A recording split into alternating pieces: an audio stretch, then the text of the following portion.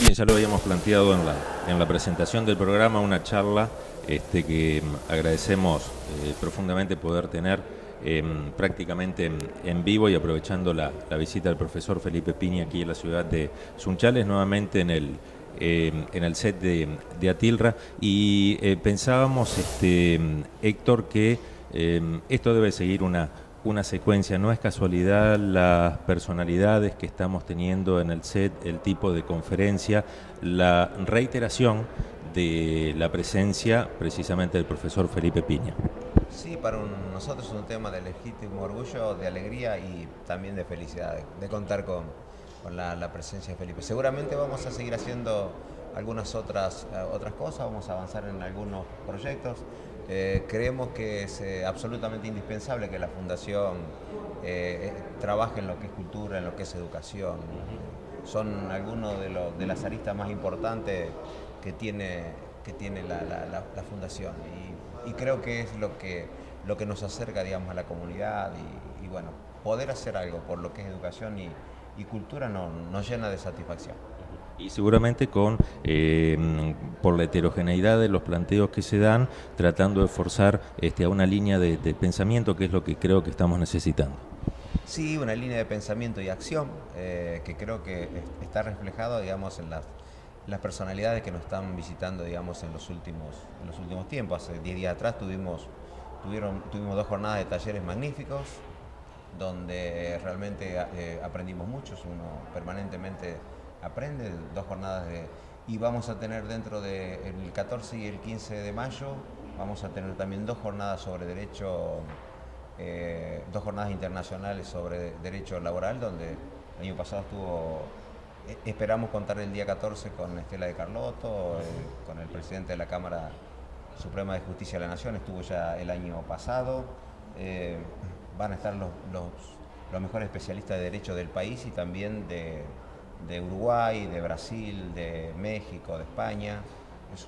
Estamos en el armado junto con la UNL, con la Universidad Nacional de Litoral, estamos armando el programa, ya que lo hacemos en forma conjunta. Es decir, que son todos elementos que creo que hacen a la importancia que en este caso le damos a la formación, a la capacitación, a la educación y a la cultura.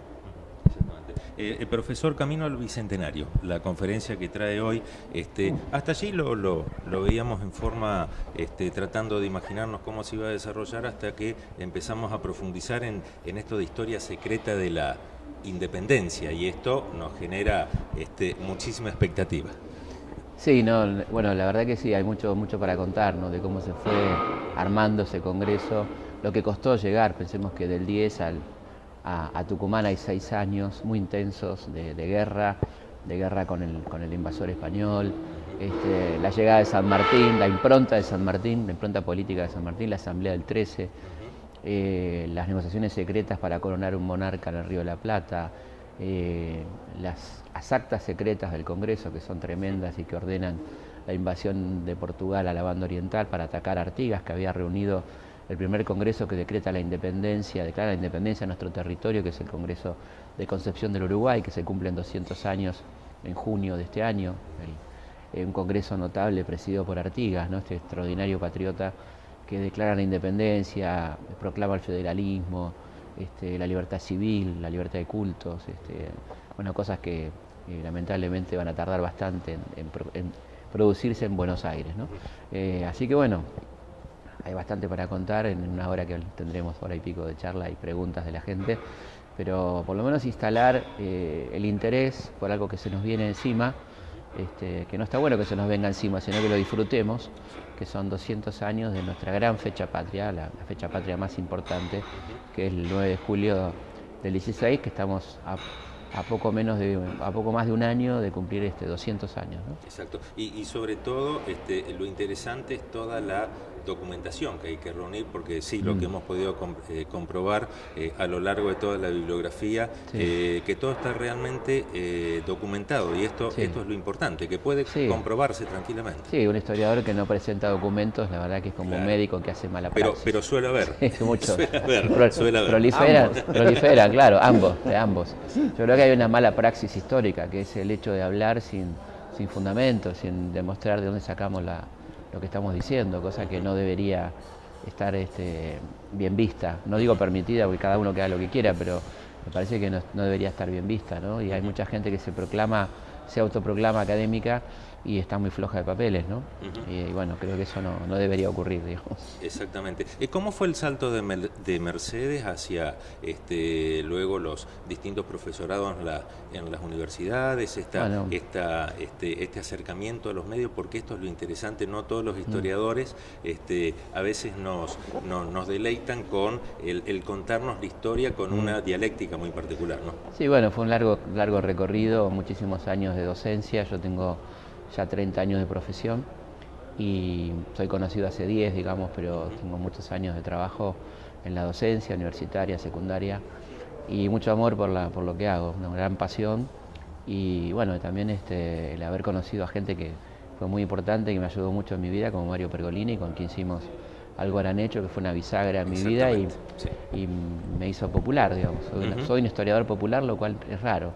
Me para la gente por la calle, me pregunta cosas. Y que se espera alguna reiteración de algo parecido, porque realmente lo importante es que esa característica, sobre todo la particularidad también de Mario Pergolini, hizo que muchos de nuestros jóvenes se interesaran por la historia. Absolutamente. Estamos ahora festejando los 10 años, vamos a hacer algo con Mario en la Feria del Libro, festejando los 10 años de aquella locura que fue Algo Harán Hecho, que llegó a medir 25 puntos de rating, ¿no? Un programa de historia que midió 25 puntos del prime time y que creo que a mucha gente la invitó a acercarse a la historia, a perderle el miedo, a perder el prejuicio de lo aburrido, ¿no es cierto? Todas estas cosas que ayudó mucho a Algo Harán Hecho en ese sentido, ¿no? Exacto. Y bueno, vos decías lo de bueno, que la historia tiene que ser acercarla a la gente. Yo creo que hay muchos prejuicios de parte de la academia en torno a que contar la historia es devaluarla. Al contrario, la historia es un bien social colectivo, no tiene dueño y por lo tanto la gente tiene que conocer su historia, ¿no?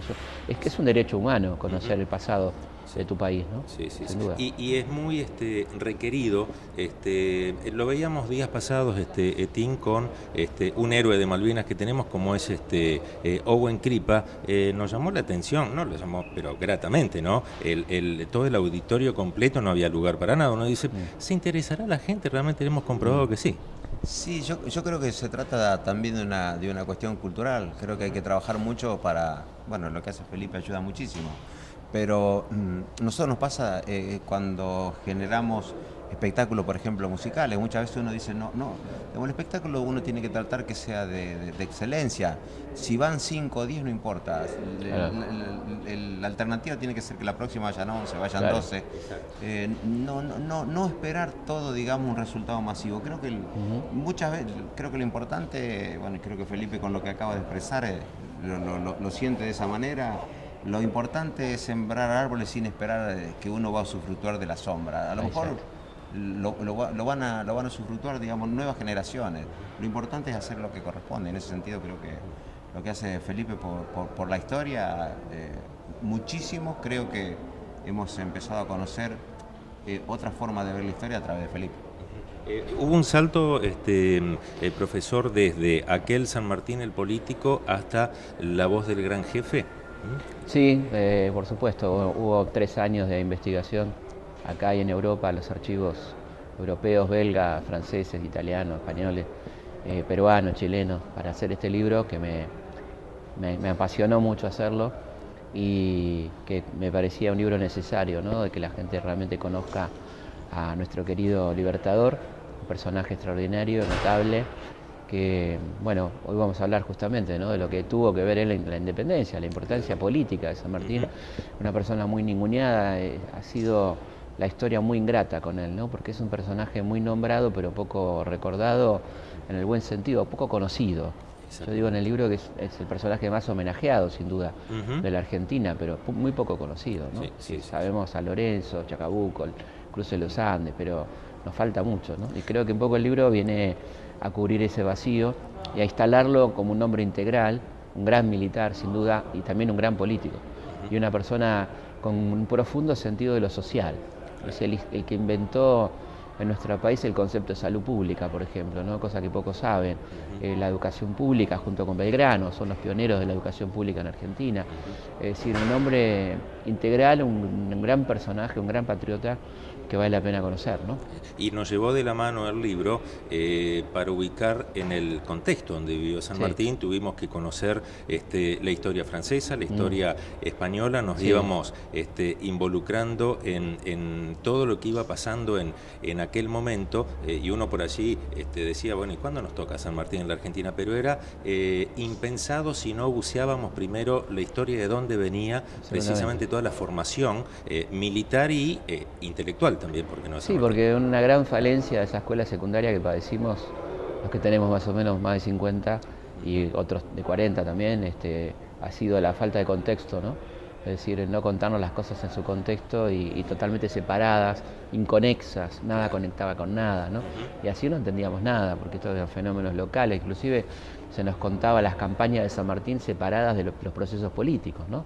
Por un lado el libro decía procesos políticos, por otro lado campaña de San Martín, como si fueran en una isla, se hubieran desarrollado ajenas a la política, ¿no? Y es incomprensible, entonces. Exactamente. O sea, es un hombre que cruzó la cordillera porque sí, digamos, porque la cruzó, cómo la cruzó, qué dificultades hubo que enfrentar, qué enemigos tuvo, ¿no? Todo eso, que fueron muy poderosos, sin duda.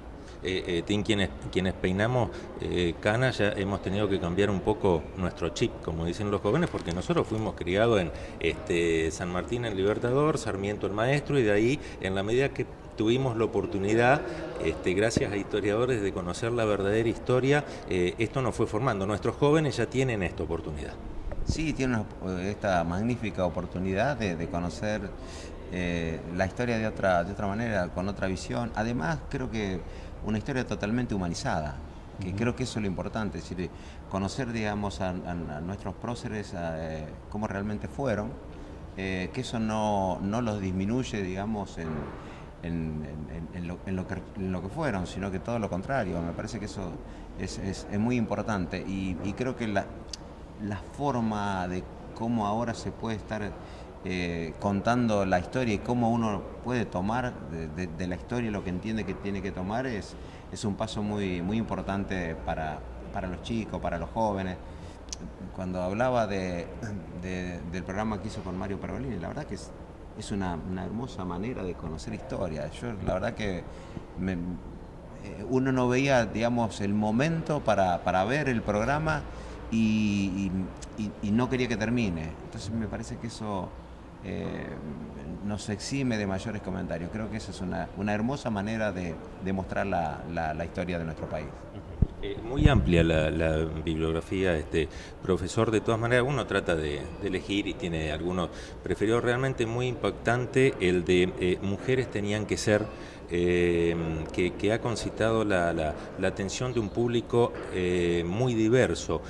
Sobre este tema en particular, ¿hay posibilidades o está en agenda algún tipo de conferencias similares a las que se están planteando? Sí, por supuesto. Tenemos un plan de charlas para todo el año aquí en Sunchales, en Atilra, así que estamos definiendo los temas y ese puede ser uno, por supuesto. Perfecto. Absolutamente. Porque a veces no nos hemos acordado de las mujeres de nuestra historia, a veces no, leyendo este libro, la importancia que tenía, que uno dice, yo lo escuché. Yo creo que casi nunca nos acordamos. Hay una historia muy machista, ¿no? Y creo que es interesante la inclusión de lo que hoy constituye más de la mitad de la población, porque el 52% son mujeres, ¿no? Claro. Entonces es un absurdo que esa mayoría no tenga historia, ¿no? Sin duda. Exacto. La importancia de la historia y del contexto, usted como historiador, porque hoy uno ve una gran cantidad de debates, estamos en una época netamente política y partidaria, y a veces me parece que no nos ubicamos en el contexto donde fueron ocurriendo las cosas, ¿no? Sí, eso es una gran falencia, el evitar hablar del contexto permite que se produzcan errores, porque si no contextualizamos no entendemos nada. O sea, si pensamos que la gente del siglo XIX pensaba como nosotros pensamos hoy, estamos cometiendo un error, porque esa gente no vivió la cantidad de experiencias de un siglo y medio, que fueron cambiando la forma de pensar, incluso la aparición de nuevas ideologías que no existían en ese momento, ¿no? Nuevos descubrimientos de la ciencia, nuevos posicionamientos sobre lo que es una raza, que ya no existe más, ese concepto, y que en aquel momento estaba muy arraigado. Entonces hay que ver las cosas en su contexto, absolutamente. Si no, estamos cometiendo ucronías peligrosas, ¿no? Exactamente. Sin duda. En dos oportunidades, tomando la figura de Eva Perón para dos libros totalmente diferentes Sí. para llevar adelante. Sí, el primero fue un libro que me encantó hacer, un libro de fotos, donde la mayoría de fotos son inéditas, del archivo del Laborista que no llegaron a publicarse, que fue una idea de Héctor Ricardo García, un querido amigo, que un día me llamó con su estilo y me dijo, vení que tengo algo para vos, y era carpetas y carpetas y carpetas y negativos de fotos inéditas de Evita, y nos quedamos toda la tarde ahí maravillados viendo eso, y ahí surgió este libro Evita en fotos, que es bilingüe, que está en varios países del mundo y que les gusta mucho a la gente y que lo acerca a este personaje único de la historia de la humanidad que fue Evita. Creo que se rompió el molde, ¿no? Digamos, una cosa increíble, una mujer que unía una enorme inteligencia con escasa formación formal. Con muchos prejuicios. Y muchos prejuicios en torno a ella y una capacidad de entrega que nadie podrá discutir, por más que la odie, digamos. Sí, ¿no? sí, No puede, pero no no puede en vano discutir. se quiere emular tanto esa Sí, figura, y además ¿no? me parece una cosa que se dice poco, que es muy importante. Evita instala la idea de infancia. La primera que habla del niño como sujeto de derecho es Evita. Nosotros hablamos de la niñez a partir de Evita. Claro. No existía esto, los niños eran nada, eran propiedad de sus padres, ¿no? O abandonados, o nadie los tenía en cuenta, y Evita instala la niñez, ¿no? Que es algo tan importante, que hoy sería algo que necesitamos, que forma parte de la cotidianeidad, ¿no? Pero que en 1947, 48, cuando Evita operaba en la política local, era algo completamente ajeno. La idea de los invisibles, la persona que nadie las veía, ¿no? Que no querían verlos en realidad, la visibilización del invisible, ¿no? Todas estas cosas tienen que ver con Evita. Por eso tan odiada por los que la tienen que odiar, obviamente, la tienen que odiar porque luchó mucho en contra de sus intereses, ¿no? Sí, sin duda. Sí. Notábamos en la bibliografía que no había abordado demasiado, por ejemplo, un tema, o a lo mejor porque es muy reciente, el tema de Malvinas. ¿Hay algún...? Sí, hay un trabajo mío que se llama Lo pasado pensado, donde hay está dentro dos capítulos de Bien, Malvinas. Bien. Es un libro de entrevistas, que yo hice 90 entrevistas, entre las cuales están personajes muy notorios de la Argentina de los últimos 50 años, y hay dos capítulos dedicados a Malvinas. Sí. Perfecto. ¿Cómo se ve hoy el contexto, digamos, sobre todo nacional, y qué similitudes tiene con nuestra historia, y si la estamos mirando a nuestra historia? Bueno, yo creo que es un momento muy interesante, ¿no? Un momento de grandes definiciones, donde el pueblo argentino tendrá que definir qué va a querer para su futuro. Si lo que se dice cambio, que en realidad suena a regresión, a una tremenda regresión, a situaciones que ya hemos vivido, o un mejoramiento y profundización de un modelo que tiene muchas deudas todavía, pero que ha cambiado la Argentina sin duda. Y creo que eso es lo que está en disputa en este momento, ¿no? La vuelta a los 90 con todo lo que eso implica, cosa que les va a costar mucho, pero lo van a intentar de todas maneras, o la profundización de un modelo que, como digo, de ninguna manera está en el camino de la perfección, pero que ha hecho mucho por cambiar la Argentina, ¿no? Sin duda. Claro, sí. Y creo que hay una fuerte ausencia de debate político, hay mucha chicana, mucha política de baja calidad, y está faltando lo que los argentinos nos merecemos, porque somos un país con una tradición cultural importante, ¿no? Creo que hay una cosa curiosa, es que la media de la gente supera la media de los políticos, ¿no? Lo cual es una situación triste, me parece. Exacto, preocupante. Preocupante, exactamente. Sí. A lo largo de las distintas conferencias y entrevistas uno se sorprendía cuando consultaba, ¿y dónde saca la información del Archivo de la Nación? Que está abierto para los ciudadanos, pero no aparecemos nunca por así. No, bueno, claro, está ahí, hay múltiples fuentes. A medida que nos acercamos a la actualidad, las fuentes se multiplican. Claro. Aparecen las fuentes orales, las entrevistas, los archivos fílmicos, los archivos sonoros. El historiador hoy día trabaja con múltiples fuentes, ¿no? Claro. Pero el historiador que no trabaja con fuentes no es historiador, digamos. Es una persona de la que hay que dudar, digamos. Sí, sin duda. O sea, hay mucho trabajo detrás de un libro de historia, ¿no? Muchas horas biblioteca, horas archivo, desentrañar cosas. Para decir lo mismo que ya se dijo no tiene sentido escribir un libro, ¿no? Entonces me parece que uno está en la permanente búsqueda de de aportar más cosas, ¿no? De ninguna manera sintiéndome el dueño de la verdad, pero sí tratando de dar otra versión, otra mirada sobre lo que ya se dijo. Si no, me parece que es repetir lo que ya ha dicho, ¿no? Exactamente.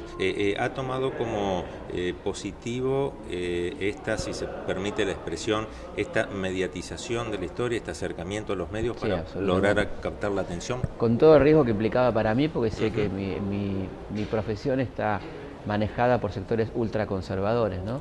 Por lo tanto, la presencia en un medio se estigmatiza inmediatamente a la persona, pero a mí me parece que vale la pena correr esos riesgos cuando el objetivo de uno es que mucha gente pueda conocer su pasado, ¿no?